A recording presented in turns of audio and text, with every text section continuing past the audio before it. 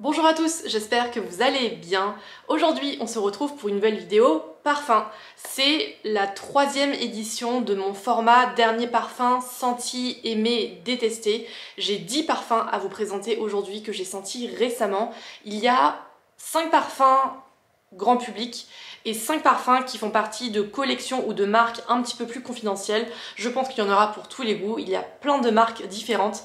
J'ai pas mal de belles découvertes et aussi quelques déceptions, donc voilà, je vais vous présenter tout ça aujourd'hui. On commence tout de suite avec le parfum que j'avais le plus hâte de sentir. C'est un parfum que je vous ai présenté dans une vidéo qui s'appelle les nouveaux parfums de 2024. Je vous la remettrai en barre d'infos, je vous présentais les nouveautés qui me faisaient le plus de l'œil en ce début d'année. Ce parfum, c'est la dernière Aqua Allegoria de Guerlain. Les Aqua Allegoria, si vous ne le savez pas, c'est la collection d'eau fraîche de la marque Guerlain qui se trouve très facilement en parfumerie. Il y en a chez Sephora, chez Marionneau, etc. C'est une gamme de parfums qui sont très joyeux, qui sont très lumineux, qui ont tous comme ingrédient commun la bergamote de Calabre. Donc c'est des parfums qui sont vraiment, je trouve, parfait pour le printemps, pour les beaux jours, etc. J'en possède pas mal. Je vous avais d'ailleurs fait une vidéo, une revue complète sur toutes les Aqua Allegoria que je possède. Je vous la remettrai aussi en barre d'infos.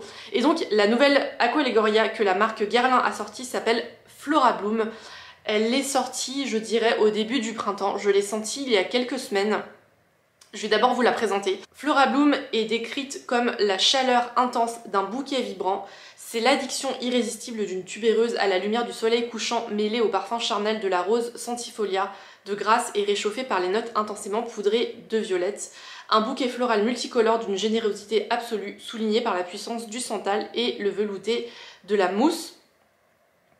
Ce parfum, je l'ai senti en version classique et en version forte. Comment vous dire? C'est pas vraiment ce que j'attendais, ce que j'espérais. C'est la première fois, je crois, que Guerlain met autant en avant la tubéreuse dans une Aqua Allegoria. Et c'est une fleur que j'aime beaucoup.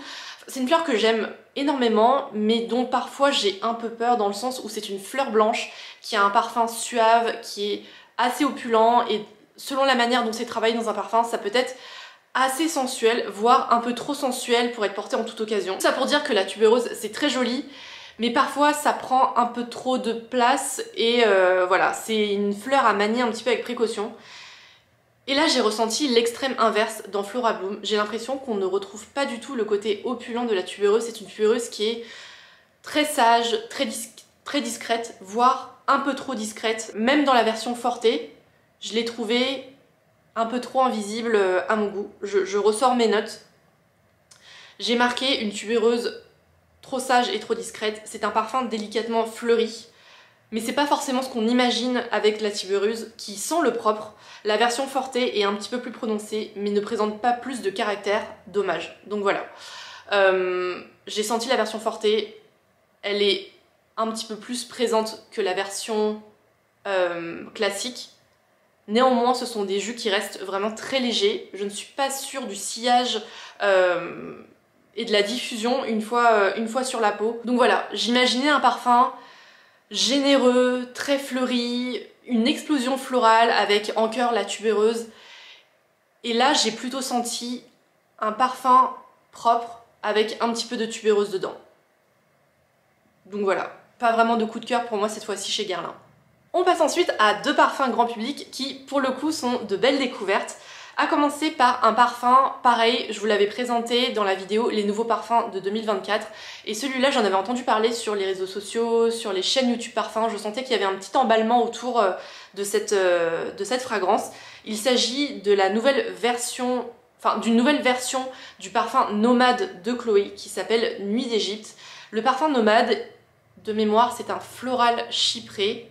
J'espère que je me trompe pas, qui est sorti aux alentours de 2019-2020 et il m'avait pas fait grand chose à sa sortie et je l'avais un peu oublié dans la foulée.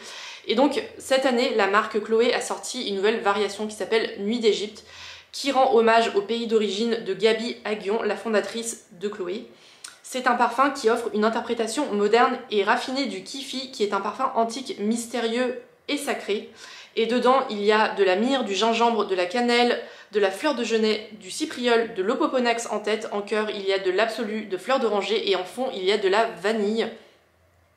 Et ce parfum, Je me souviens, certains commentaires avaient dit suite à ma vidéo que c'était pas forcément un parfum oriental. Et en effet, c'est pas un parfum oriental comme on se l'imagine, ou en tout cas comme je l'imagine, dans le sens où j'imaginais quelque chose de très affirmé, de très opulent, un parfum qui parle très fort, avec des notes qui sont vraiment très généreuses, très texturées, etc. Franchement, c'est une belle surprise. Je l'ai senti en me disant ça va pas me plaire. Et au final, c'est un parfum que j'ai trouvé très équilibré. Je suis en train de lire mes notes en même temps. C'est un parfum que j'ai trouvé empreint de mystère, un peu sombre. Il y a le côté un petit peu fumé. Et l'opulence de ce parfum est vraiment mesurée. J'ai trouvé le parfum vraiment élégant et assez inattendu dans le sens où quand on lit la pyramide olfactive, on s'attend pas forcément à sentir ça sur la mouillette. Et voilà, je trouve que c'est une très belle surprise, Nuit d'Égypte. Et pour ma part, je pense que ça serait un très joli parfum d'hiver. Autre belle découverte chez Prada cette fois-ci, et plus précisément dans la collection Les Infusions. Je ne sais pas si vous connaissez cette collection, elle est assez ancienne. Il y a pas mal de jus dedans qui commencent tous par infusion 2 et en fait il y a une matière première qui est mise en avant à chaque fois. La plus connue des infusions, il me semble, c'est la première, c'est Infusion d'Iris de Prada que je possède, que j'aime bien. Je trouve que c'est un beau parfum, chemise blanche qui est assez élégant et assez délicat en même temps. C'est un parfum qui conviendra à beaucoup de monde et en toutes circonstances. C'est un joli parfum, fleuri, propre, je dirais. Je possède d'autres infusions de mémoire. J'ai aussi Infusion de Rose qui me plaît un peu moins parce que c'est pas forcément ma facette préférée de la rose qui est travaillée dans ce parfum. Mais quoi qu'il en soit, les infusions de Prada, ce sont globalement des jus qui méritent d'être sentis avec toujours une matière première principale qui est travaillée en toute transparence, en toute simplicité. Et donc la nouvelle infusion de Prada qui est sortie il y a quelques mois. Alors là j'ai complètement loupé son lancement. Je l'ai découvert par hasard quand je suis allée chez Sephora pour sentir tous ces parfums.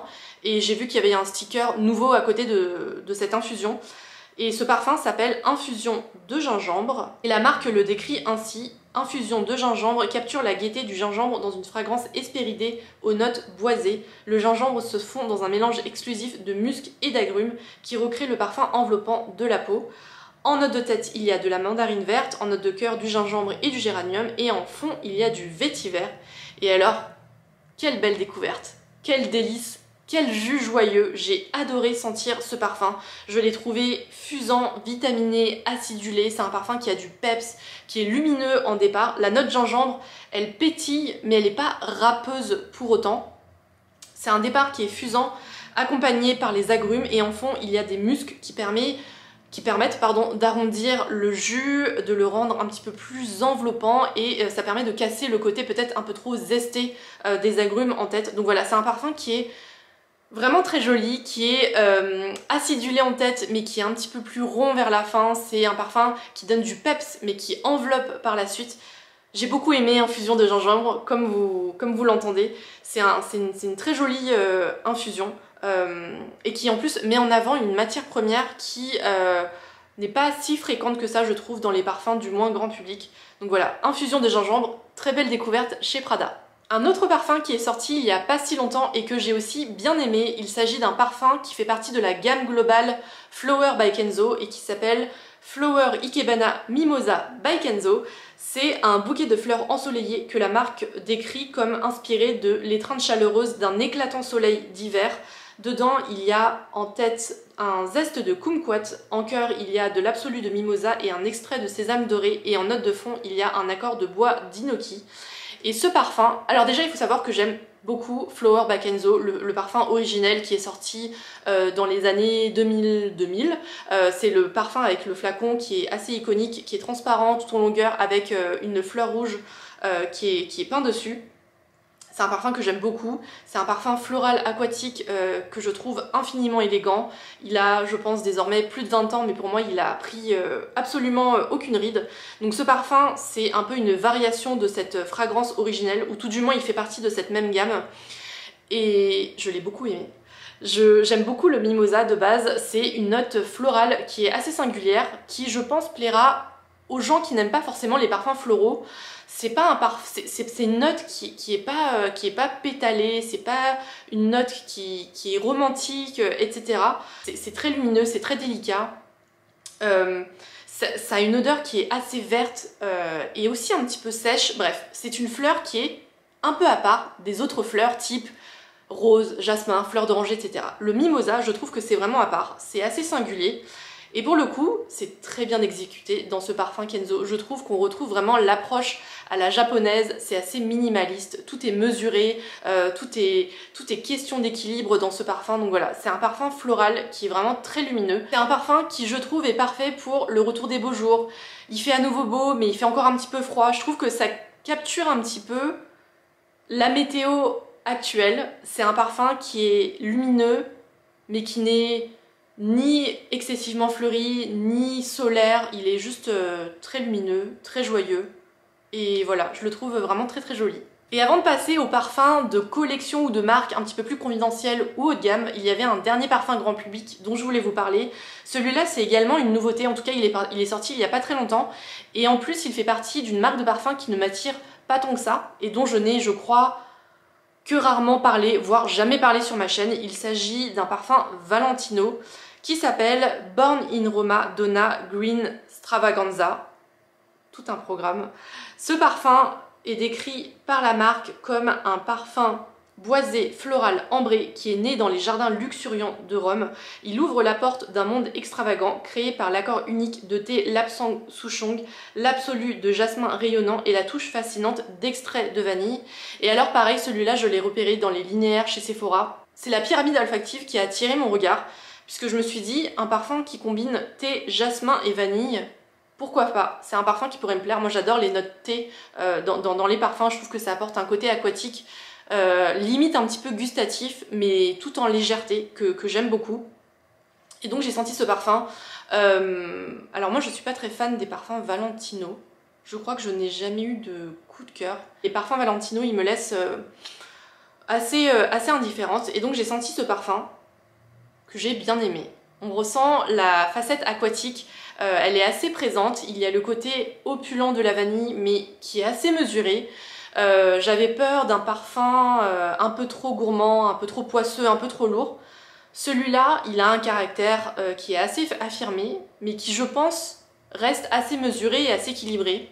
Donc voilà, il mérite le coup d'être senti. En toute honnêteté, c'est pas forcément un coup de cœur. On passe ensuite aux parfums qui font partie de collections ou de marques un petit peu plus haut de gamme, voire confidentielles. Et j'espère que vous êtes toujours là à ce stade de la vidéo parce que j'ai un énorme coup de cœur à vous présenter. C'est un parfum qui fait partie d'une gamme déjà que j'aime énormément. Celle-là, je l'ai suivie depuis son lancement en 2020-2021, je dirais. C'est la collection L'Atelier des Fleurs de Chloé. C'est une collection qui est positionnée un petit peu plus haut de gamme. Les parfums coûtent plus cher que les parfums classiques de chez Chloé, on va dire. Les petits formats coûtent aux alentours de 120 € je crois. Donc voilà, j'en suis consciente, une sacrée somme, mais les jus valent vraiment le coup d'œil. C'est une collection qui est conçue comme un jardin avec, pour chaque composition, une matière première principale qui est mise en avant. Voilà, ce sont des compositions qui sont vraiment très épurées, qui sont très jolies, qui sont très délicates. Je crois que mes préférés de mémoire, c'est Verbena à la verveine, Neroli, Herba Mimosa, encore une fois du mimosa, et je crois que j'aime aussi celui à l'hibiscus, si je me trompe pas. En tout cas, il y a vraiment de très jolis jus dans cette collection L'Atelier des Fleurs. Et j'ai senti un parfum de cette collection que je ne connaissais pas, j'avais pareil loupé son lancement, c'est Hysope. Qu'est-ce que l'hysope? Je ne le savais pas avant de faire mes recherches après avoir senti ce parfum.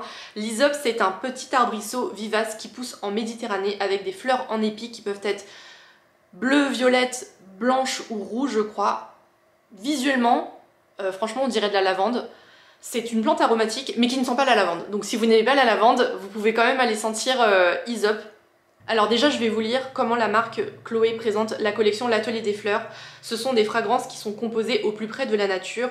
Elles sont élaborées par des maîtres parfumeurs qui retranscrivent avec émotion les senteurs des fleurs fraîches et vivantes dans une élégante simplicité. C'est exactement ça. Ce sont des parfums qui sont vraiment minimalistes, épurés, qui sont très justes, très équilibrés et qui sont vraiment très figuratifs, je trouve. Et le parfum lui-même est inspiré par l'enfance de la parfumeur Mylène Alran dans le sud et ses voyages dans les montagnes marocaines. C'est une eau de parfum fraîche et épurée autour de l'hysope qui est une fleur sacrée utilisée dès l'Antiquité lors des rituels de purification, associée ici à un accord hespéridé et une touche d'eau de rose. Et alors j'ai adoré mettre le nez dans ce parfum. Je l'ai trouvé super joli et comme je vous le disais au début, ça ne sent pas comme la lavande, ça ne sent pas du tout la lavande d'ailleurs, mais on y retrouve un petit peu le côté vivifiant des plantes aromatiques. Donc voilà, il y a un côté qui est très pétillant, très peps en départ, et ensuite on y retrouve vraiment plusieurs facettes. C'est tantôt zesté, tantôt fleuri, tantôt fruité même, il y a une note framboise qui est assez délicate. C'est un super joli jus. Moi j'ai adoré remettre le nez sur la mouillette, donc voilà, hysope chez Chloé, allez le sentir. Et globalement, allez sentir la collection L'Atelier des Fleurs de Chloé.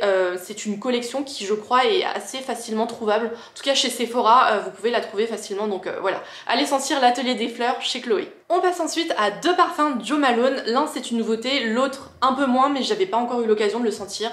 Le premier s'appelle Frangipani Flower. Et comme son nom l'indique, c'est un parfum autour de la fleur de frangipani que la marque a habillé avec un zeste frais de citron, de l'ylang-ylang et un bois de santal onctueux. Et alors celui-là, avant de le sentir, quand j'ai vu la communication autour de ce parfum, avec, je crois qu'il y a un visuel avec une plage ensoleillée, etc., je me suis dit que ça allait être un parfum qui sera parfait pour l'été, qui sent très bon la vanille, la crème solaire, la fleur de frangipani, etc. Toute cette vibe un petit peu plage exotique. Et à ma grande surprise, c'est un parfum qui est, je dirais, beaucoup plus floral, délicat, qu'il n'est ambré ou solaire. Donc voilà, si vous vous attendiez à des notes de crème solaire, de noix de coco, de monoï, etc., ça ne sent pas ça.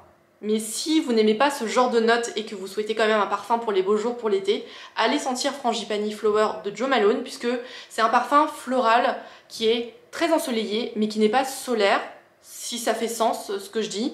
Mais je l'ai trouvé vraiment très lumineux, assez léger, assez aérien, ça sent bon les beaux jours mais ça sent pas l'été non plus. Donc voilà, j'ai beaucoup aimé Frangipani Flower de Jo Malone, sans être forcément un coup de cœur, mais je pense qu'il plaira à beaucoup de monde. Et le deuxième parfum de Jo Malone que j'ai senti récemment, c'est un parfum qui s'appelle English Pear and Sweet Pea. Il y a déjà un parfum de Jo Malone qui s'appelle English Pear and Freesia, que j'aime beaucoup. C'est un parfum qui rappelle les vergers inondés de soleil qui s'animent tandis que de délicieuses poires vertes viennent garnir les branches. Et dedans, il y a de la poire Williams en tête, du pois de senteur en cœur et du musc blanc en fond. Et ce parfum, je l'ai trouvé très délicat, très sage, très cotonneux. C'est un parfum qui sent les fleurs, les fruits, mais aussi beaucoup le propre. Je dirais plus que c'est un parfum cocooning, cosy, avec des touches de fruits et de fleurs, plutôt que l'inverse. Donc voilà, c'est un parfum qui est assez romantique, assez délicat, qui est assez joli, mais malheureusement pour moi, je trouve la poire pas trop présente, alors que c'est un peu le nom du parfum. J'aurais aimé sentir un peu plus la poire, donc dans cette perspective, je dirais que je préfère English Pear and Freesia, qui est un parfum un petit peu plus ancien mais qui existe toujours chez Jo Malone, qui sent davantage la poire, qui est beaucoup plus juteuse, beaucoup plus gustative, beaucoup plus ronde, etc. Donc voilà, je préfère plus ce parfum que cette nouveauté. Néanmoins, il reste très joli, sans être vraiment très original. Je voulais également vous parler du nouveau parfum Juliette Has a Gun. C'est une marque confidentielle, mais qui se trouve assez facilement chez Sephora, j'ai l'impression. Je lui avais dédié une vidéo l'an dernier, je la remettrai aussi en barre d'infos. Il y a pas mal de parfums Juliette Has a Gun que je porte régulièrement et que j'aime beaucoup. Et donc la marque a sorti un parfum qui s'appelle Juliette, tout simplement il y a quelques semaines.